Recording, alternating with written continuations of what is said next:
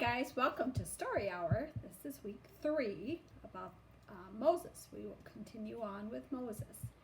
But first, I have a little story to tell you about Danny and his ski run.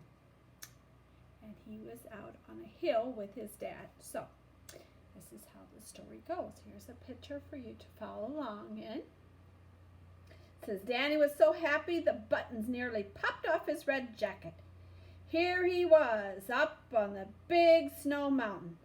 Dad and Uncle Jack had built a ski run on Big Snow Mountain. Today they were going to try out the new rope they had made. When it was finished, all the people from town could come and ski on Big Snow Mountain. Show me how the rope tow works, said Danny. Dad pointed to the big motor at the bottom of the hill. He pointed to the rope that ran to the top of the hill and back. The motor makes the rope keep moving. The people who want to go to the top of the hill hold the rope. The rope pulls them on their skis. When they get to the top, they drop the rope and ski down again. Want to try it? Sure, Danny said. Danny put on his skis. He took hold of the rope. He began to move. Up and up he went. He looked back. Dad was coming too. Say, this was so much fun as coming down on skis. When they came to the top, Danny dropped the rope. Soon Dad was there too. They waved to Uncle Jack at the bottom of the hill. Now, let's see you ski down, Dad told Danny. Danny looked the other way. He didn't want Dad to know he was afraid to ski down the big slope.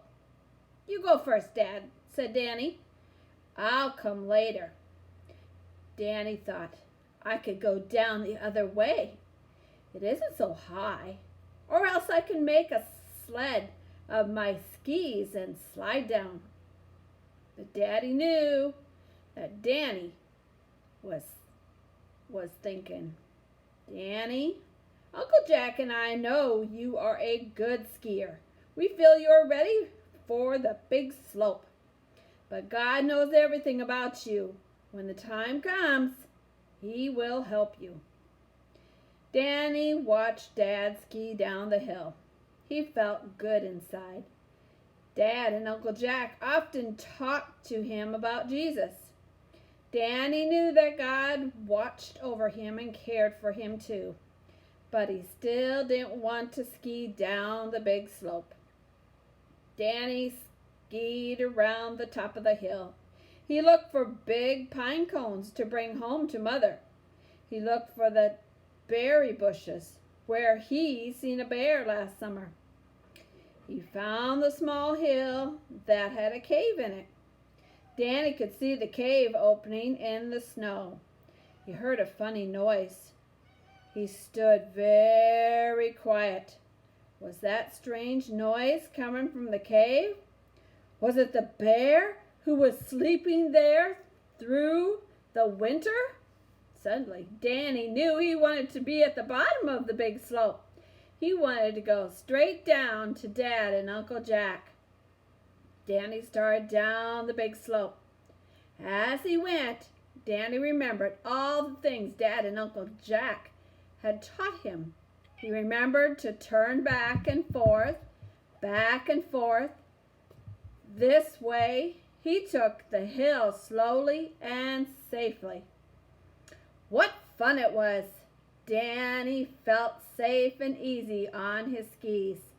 He wanted to shout, "Thank you, God, for taking care of me." Soon he came smiling to the bottom of the big slope, right in front of Dad and Uncle Jack. Uncle Jack grabbed his hand. Dad gave him a big hug. "You remembered everything you learned on the smaller hills," said Dad. "I guess God knew all along that I was ready for the big slope," Danny smiled. "Now I'll always know He takes care of me." So that was our story. about Danny going down the big slope. Now, I have some questions. Do you remember how the tow rope worked?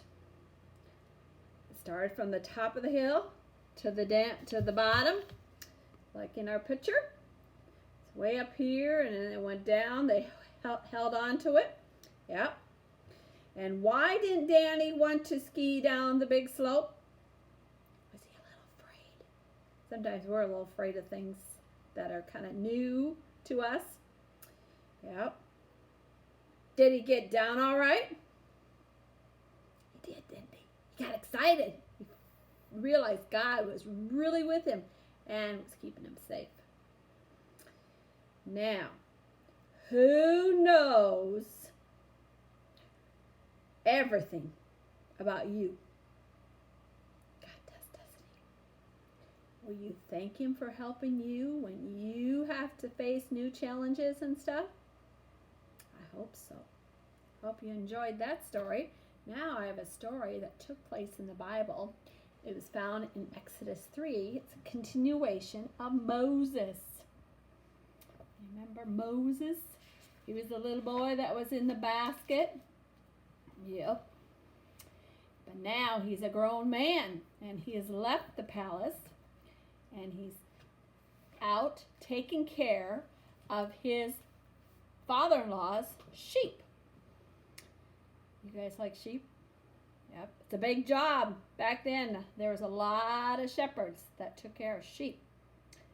Now, while Moses was out tending his sheep, as you can see, there's a number of sheep here he had. There's probably lots more, but that's how many I have right now on my picture here. But as he was out looking after his sheep, you notice he's got a big stick. A lot of shepherds would have big sticks with them to fight off anything that tried to harm the animals, because he didn't want anything to happen to the animals. Didn't want no wild animals or anything. He'd take a stick and he'd hit them so they wouldn't harm his poor sheep. Okay? Now, as he was out in the field, he noticed this bush over here. And it was on fire, but it wasn't burning up. The leaves weren't burning up and turning crisp or anything. And he thought, that's kind of strange. I've never seen that before. I'm going to go check it out. So Moses went over here and he had to check out this burning bush. And as he got closer, he heard a voice from the bush. And it said, "Moses, Moses." Moses said, "Here I am." You know who was talking in that bush? It was God. God was talking to him in that bush. And God says, "Do not come any closer. Take off your sandals, for the place where you are standing is holy ground." Then he said, "I am the God of your father, the God of Abraham, the God of Isaac, and the God of Jacob." At this, Moses hid his face because he was afraid to look at God. And the Lord said, "I have indeed seen the misery of my people in Egypt. I have heard them crying out because of their slave drivers, and I'm concerned. I'm concerned about their suffering. So I have come down to rescue them from the hand of the Egyptians, and to bring them out of that land into a good and spacious land, a land flowing with milk and honey, the home of the Canaanites. Now, I am going to send you, Moses, to Pharaoh. And I want you to go to Pharaoh and tell him that you're taking the people to a new land. Now Moses thought, "Me? I'm just a shepherd man. I only take care of sheep. I can't do something like that. He's a king of Pharaoh. Is he going to let the people go?" Well, God says, I will be with you. Is that kind of like the story we just read about Danny? Was God with Danny when he went down that ski slope? It's a little high. He might have been scared, but he knew God was with him. So he was willing to go.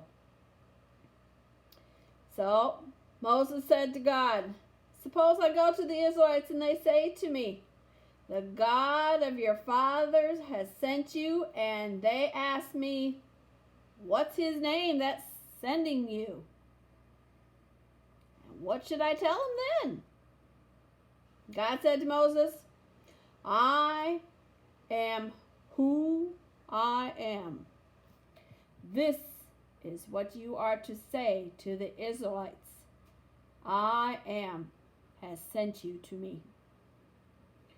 God also told Moses, say to the Israelites, the Lord, the God of your fathers, the God of Abraham, the God of Isaac, and the God of Jacob has sent me to you. This is my name forever, the name by which I am to be remembered from generation to generations. Go assemble the elders of Israel and say to them, the Lord, the God of your fathers, the God of Abraham, Isaac, and Jacob, appeared to me and said, I have watched over you and have seen what has been done to you in Egypt. Because God sees everything that happens, and he does care. He cares about each one and what happens to us. And I have promised to bring you up out of your misery in Egypt into the land of the Canaanites. And I'm going to bring you to a land filled with milk and honey. And the elders of Israel will listen to you. Then you and the elders are to go to the king of Egypt and say to him, the Lord, the God of the Hebrews, has met with us. Let us take a 3-day journey into the desert to offer sacrifices to the Lord our God. But I know that the king of Egypt will not let you go unless a mighty hand compels him. So I will stretch out my hand and strike the Egyptians with all the wonders that I will perform among them. After that, he will let you go. And I will make the Egyptians favorably disposed toward his people. The people will not look highly on Pharaoh anymore. They will want to get rid of the Israelites. And so Moses was supposed to go to the king of, first to the Israelites and explain who sent him, and then to the king to tell him the Israelites were going to go to a different land and worship their God. So you're going to have to come back next time to see what all happens and all the performances God does to the Egyptians to show his power to them. So remember, God's always with you each day. You might not see him, but he's there taking care of you. May you remember that he is with you each day, even through these trying times. Stay safe, and God bless.